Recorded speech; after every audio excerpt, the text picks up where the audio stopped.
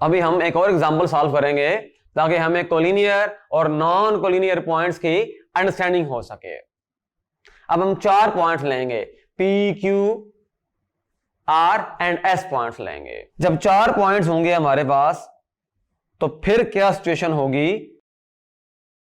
For example हमारे पास एक line है एल, हमारे पास पहला पॉइंट है P, दूसरा पॉइंट है Q, तीसरा पॉइंट है R, चौथा पॉइंट है हमारे पास S, P, Q, R, S। अब 4 पॉइंट्स हैं तो अब कंडीशन जो है थोड़ी सी डिफरेंट हो जाएगी। PQ plus QR plus RS इसको मस्ट इक्वल होना चाहिए PS के। तो पॉइंट्स जो हैं वो कोलिनियर होंगे।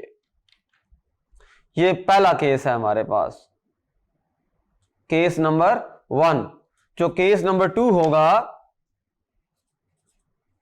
PQ QR प्लस RS अगर ये नॉट इक्वल है PS के तो ये जो पॉइंट्स हैं हमारे पास ये नॉन कोलिनियर होंगे। इस एग्जांपल में जो P पॉइंट है वो हमें गिवन है -2 -1। जो Q पॉइंट है 0,3, R जो पॉइंट है 1,5 और S जो पॉइंट है 1 -1। इसमें हम चेक करेंगे कि ये पॉइंट्स कोलिनियर हैं या नॉन कोलिनियर हैं।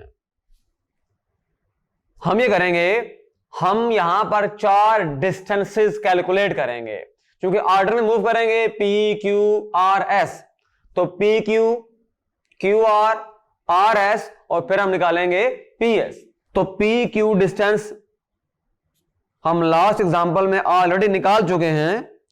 इसका आंसर हमारे पास आया था 2√5।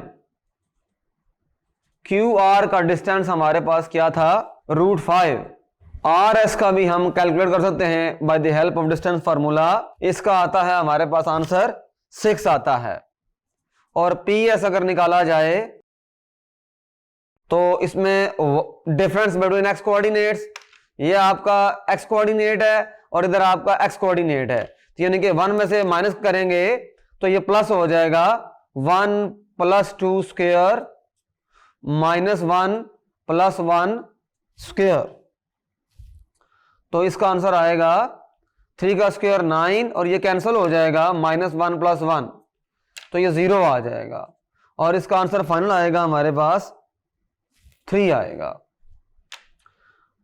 अब हम देख रहे हैं कि PQ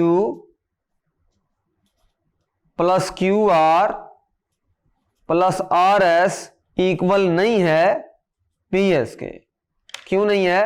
क्योंकि हम इनको ऐड करें, अगर PQ की जगह आप पुट करें 2√5 प्लस √5 प्लस 6 तो ये इक्वल नहीं है 3 के, क्योंकि ये लेफ्ट हैंड साइड जो है वो बड़ी है और वो उसका आंसर जो है उसकी वैल्यू जो है राइट हैंड साइड की वो कम है।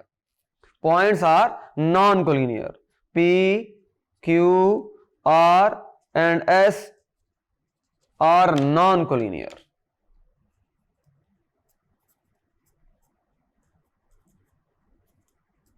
तो इस तरीके से हमने डिस्टेंस फार्मूला अप्लाई करके चेक कर लिया कि चारों पॉइंट्स जो हैं वो नॉन कोलिनियर हैं। Thank you.